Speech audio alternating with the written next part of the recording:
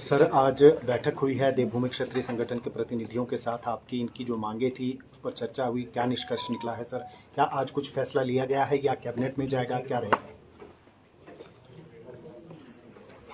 हाँ, आज रुमित सिंह जी और उनके सहयोगी लोग, उनका बहुत पहले उन्होंने समय मांगा था और जो इनकी मुख्यतः डिमांड्स या सुझाव या अगली प्रणाली किस प्रकार से आगे लिया जाए, कुछ बातें थी, उन सब चीज़ों पे विचार विमर्श किया गया। फैसला ये सारी इनके बिंदु जितनी बातें हुई सरकार के सामने और माननीय मुख्यमंत्री को मैं आज भी ब्रीफ कर दूंगा। उसके बाद इनको शायद माननीय मुख्यमंत्री फिर दोबारा बुलाएंगे और इनकी जो मुख्य बातें हैं उन पर आज भी काफ़ी हमने विस्तार से बातें की। मैं ज़रूर कहना चाहता हूँ कि देखिए, पूरा एक समाज, सभी जितनी भी शासन प्रक्रिया या जितनी भी हमारी संविधान की प्रक्रिया है उनके तहत ही काम करता है। सरकार भी उसके तहत काम करती है और जो उसमें इस आयोग की बातें सामने आई हैं वो कोई, मैं समझता हूँ, तर्कसंगत भी हैं और कुछ विचारणीय भी हैं। मेरा मानना है कि जैसे हम जिस दौर से हम गुजर रहे हैं, आप सब जानते हैं कि कभी कभी हमारे पड़ोसी देश ऐसी स्थिति पैदा कर देते हैं जिससे हमें सोचना पड़ जाता है कि किस प्रकार से आगे चले। ऐसी भी स्थिति पैदा हो जाया करती है कभी कभी, जब कोई बात होती है तो उस पर ध्यान देना चाहिए, सुनना चाहिए और जो रास्ता आगे निकल सके उसको विचार विनिमय से सबको बिठाकर संगठित होकर और उस पर हर चीज़ को तुलनात्मक दृष्टि से देखा जाए, किस प्रकार से हम इस अपने समाज को आगे ले जाएं। आप देखते हैं कि हम 75 साल अपनी स्वतंत्रता के पूरे कर चुके हैं और देश की समस्याएं कुछ एक ऐसी हैं जो जहाँ पहले हमने देखी कि लगभग उसी रूप में आज उसका भी सामना आप कर रहे हैं। मैं इसलिए कह रहा हूँ इस बात को कि समानता का अधिकार जो इन लोगों ने भी कहा है बहुत अच्छा विषय है, परंतु देखना इस विषय को है कि हम क्या कभी ये बोलने लायक हो जाते हैं कि मैं एक भारतीय हूँ। ये ना बोलना पड़े मैं तो इस गुजरात के फलां गाँव का हूँ या मैं हिमाचल के फिर फलां जगह को, मैं फलाने वर्ग से करता हूँ, बिलोंग, मैं धर्म कुछ कर रहा हूँ, मैं इस जाति से हूँ। वो ही चीज़ मैं समझता हूँ समानता के बीच में आती है और उस समानता को लाने के लिए जो भी कदम सरकार उठाती समय समय पर उनको उनका मूल्यांकन ही होता है। तो मैं समझता हूँ जो रुमित सिंह जगरू पार्टी ने कुछ विचार देंगे उनमें से खासकर मैं कहना चाहता हूँ, और बात भी सही है कि चाहे आप किसी भी इस पूरे समाज में किसी भी वर्ग को देखें, गरीबी वहीं पे है, अभी तक अज्ञानता भी है, अभी तक नौकरियों की कमी भी है, अभी तक हम उनको वो जीवन नहीं दे पाए हैं जो एक इतने बड़े अंतराल के बाद एक फ्री नेशन को देना चाहिए। उसकी बहुत सी वजह हो सकती है। मैं क्यों उदाहरण दे रहा हूँ, माननीय मुख्यमंत्री महोदय ने अपनी कुर्सी संभालने से पहले सबसे पहले एक ऐसे जगह में जाना चाहा दैट वाज इन टूटीकंडी, जो कि हमारे बालिकाओं का आश्रम। क्यों गए? क्योंकि वो असमानता ही तो है।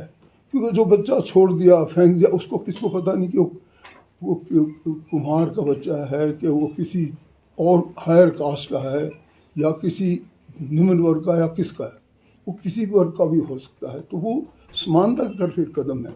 उन्होंने कहा हम इनके माता पिता हैं।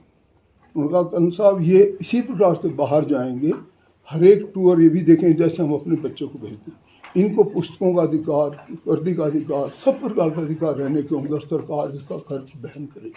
मैं समझता हूँ पूरे भारत में एक पहला राज्य था हिमाचल प्रदेश जिसने ये उदाहरण दिया और ये प्रशंसनीय है, वांछनीय है, ये अनुकरणीय भी है। इसी प्रकार से जो बातें इन्होंने कही हैं, हमने और भी बहुत सी, मैं समझता हूँ इसी प्रकार के कदम उठाए हैं।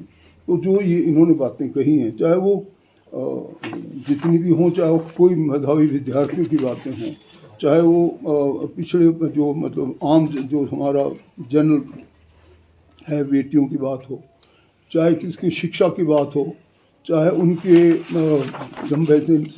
संवैधानिक आधार पर कुछ बातें हों, उन सब पे मैं इन पर आज ही माननीय मुख्यमंत्री महोदय को इस पर ब्रीफिंग करूँगा और इनको एक बार आने का पूरा मौका मिलेगा ताकि इनके मन में ये ना रहे कि हमारी बात को इन्हें सुनी नहीं।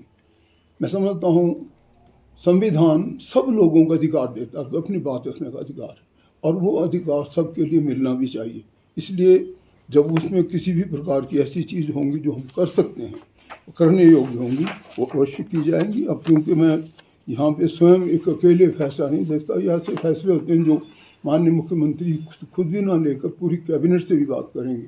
तो मेरा अपना मानना है कि हम जितनी भी इन्होंने बातें कही हैं, जो कि आज इनकी यहाँ पे सुनने को मिली, हमारी काफ़ी समय से काफ़ी देर तक बातचीत हुई और हम चाहते हैं कि ऐसा कुछ ना रहे। जो इन्होंने प्रस्ताव दिए हैं उन पर अच्छी तरह से विचार निर्णय होगा और इससे जो भी रास्ता निकल सका संभावित किया जाए। कंगना साहब, एक प्रश्न राष्ट्रीय उसको लेकर जो प्रधानमंत्री ने कल संबोधन दिया है और जो सिचुएशंस चल रही है इस समय भारत और पाक के बीच में, आपको क्या लगता है जो सीज़ फायर हुआ और उसका ऐलान ट्रंप द्वारा किया गया, ये आप इसे सही मानते हैं या?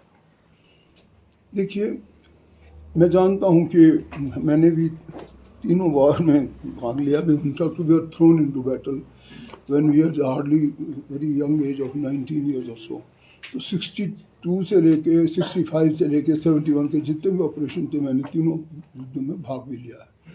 युद्ध कभी भी कोई एक्सेप्टेबल फॉर्म ऑफ ऑपरेशन या जो जीवन का रास्ता नहीं माना जाता, चाहे वो क्रीमियन वॉर रहा हो, फर्स्ट वर्ल्ड वॉर रहा हो, सेकेंड वर्ल्ड वॉर रहा हो, या हमने भी जो 3 वॉर लड़े, आखिर में आपको टेबल पर ही आना पड़ता है।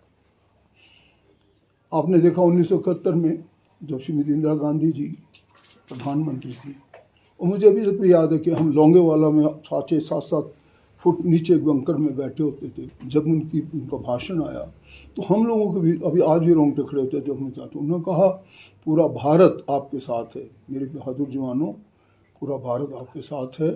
हम चाहे किसी चीज़ से रह भी लेंगे, आपको टैंक हो, आर्टिलरी हो, चाहे किसी प्रकार की और एमुनिशन की कमी नहीं आने दी जाएगी। जनरल मैनेक शाह जो उस वक्त हमारे चीफ ऑफ मिनिस्टर, उनको ये पूरे निर्देश दिए गए थे। तो उसके बाद भी आप सबने देखा 93,000 सैनिक थे और इसी शिमला में वार्ता करनी पड़ी और हमें लोगों ने तो होतों ने अपने प्रो एंड कॉन सबके होते हैं, वही क्यों छोड़ने चाहिए थे, हमेशा को रखते ताकि कुछ हमारी इससे ऐसी चीज़ें होती हैं, कुछ एक जिम्मेवारियाँ होती हैं जो कि नेशन को निभानी पड़ती है। तो जो हमारे मुख्य एग्जीक्यूटिव होते हैं प्रधानमंत्री सब हैं, उनका भी जो निर्णय है वो बहुत से फैक्टर से संबंधित होता है और उनको समय के अनुसार ये निर्णय जो सीज़ फायर का हुआ एक्सेप्ट करना पड़ा। अब इसमें समय बताएगा कि हम ये नहीं कह सकते कि एकदम ये सही है या ये गलत है, परंतु राष्ट्र के हित में इस प्रकार के फैसले लेने पड़ते हैं जो कि माननीय प्रधानमंत्री ने इस वक्त लिए हैं। Forces have done so well, my salute to them कि इतने ही टाइम में उन्होंने अपना काम अच्छे तरीके से निभाया और किसी भी प्रकार की देश की किसी हमारे आम जनता पर या किसी पर कोई ऐसी नकारात्मक स्थिति पैदा नहीं हुई जिसका हम आज वर्णन कर सकते हैं। We should be proud of our forces and जो निर्णय प्रधानमंत्री ने लिया है वो राष्ट्र के हित को देखते हुए ही लिया है, ऐसा मेरा मानना है। आज सर विपक्षी दल सेशन बुलाने की बात कर रहा है, क्या कहना चाहेंगे? देखिए, सेशन जहाँ तक बुलाना है वो तो अगर बुलाया भी जाए तो there should be no harm in that, because उससे कुछ ना कुछ चीज़ें अच्छी बाहर आएंगी। दोनों तरफ का टैलेंट, अभी देखो पक्ष हो चाहे विपक्ष हो, किसी ने इस प्रकार ऐसी की नहीं। अब देखते हैं ये हमेशा होता रहा है। जब हमारे पास मैं तो खुद पार्लियामेंट में था और जब भी ऐसी चीज़ें हुई तो चाहे पक्ष हो चाहे विपक्ष हमेशा खड़े रहे। इस वक्त भी मेरा अपना मानना है कि पक्ष और विपक्ष खड़े हैं और अगर कुछ चीज़ें वो और डिस्कस करना चाहते हैं और इसके सेशन की उस आवश्यकता समझते तो there is no harm, you can hold a session, there is nothing wrong. प्रधानमंत्री जी कह रहे हैं कि ऑपरेशन सिंदूर जो है खत्म नहीं हुआ है। हाँ देखिए, ऐसा है कि जो आपने देखा ये कितना जघन्य अपराध था, और किसी भी रूप में किसी भी वक्त कोई भी, मैं समझता हूँ परमात्मा को जो भी मानते हैं, जो आज भी सब लोग मानते हैं, कोई ना कोई सुपर पावर है जो हम सबको कंट्रोल करती है। एक बच्ची जो 16 तारीख को सुहागन होती है, उसका 22 तारीख को सिंदूर छीन दिया जाता है। तो जो ऑनरेबल सीएम ने प्राइम मिनिस्टर ने बात की है, वो उसी व्यथा को रख के की है कि अगर इसमें किसी प्रकार का धोखेबाजी हो या उनके मन में कुछ और डाउट हो और वो किसी प्रकार से हमारी चीज़ों को छिन्न भिन्न करना चाहते हैं, तो ऑपरेशन सिंदूर अभी तक भी जारी है। वो एक देश के प्रति भावना है उनकी, और मैं समझता हूँ कि जो नाम भी रखा है वो उसी के संदर्भ में रखा गया है। सर, अमेरिका के राष्ट्रपति की जो स्टेटमेंट आ रही है, अमेरिका के जो इन दो देशों का जो मामला था, तो अमेरिका का कूदना, किस तरह देखते हैं आप इन चीज़ों को? आपने पहले भी लड़ाई लड़ी, उस टाइम भी दो देशों का मामला था। देखिए, ये प्रश्न तो मैं समझ रहा हूँ महत्वपूर्ण भी है।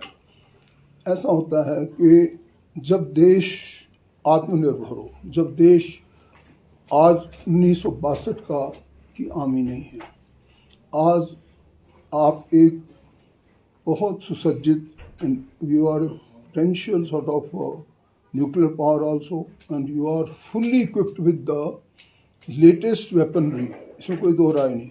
तो जो ये बात चली है कि भी उन्होंने मध्यस्थ किए, उन्होंने प्रेशर किया, ये सब चीज़ें तो कूटनीति में का एक हिस्सा होती हैं, परंतु भारत को और पाकिस्तान को किसी दूसरे की मध्यस्थता की इस वक्त आवश्यकता नहीं रही। हाँ, वो अगर उनसे किसी चीज़ को रेफ़र किया गया उनको, देयर इज नो हार्म, से आज एक बड़ी भारी शक्ति है अमेरिका, परंतु मेरा अपना मानना है कि उनका इसमें किसी प्रकार की भूमिका नहीं है। ये तो दोनों देशों का मामला उचित लाया गया।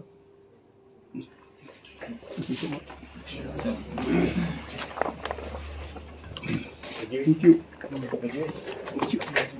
अरे इनको चाय पानी पिला दो भाई। ठीक है, ठीक है।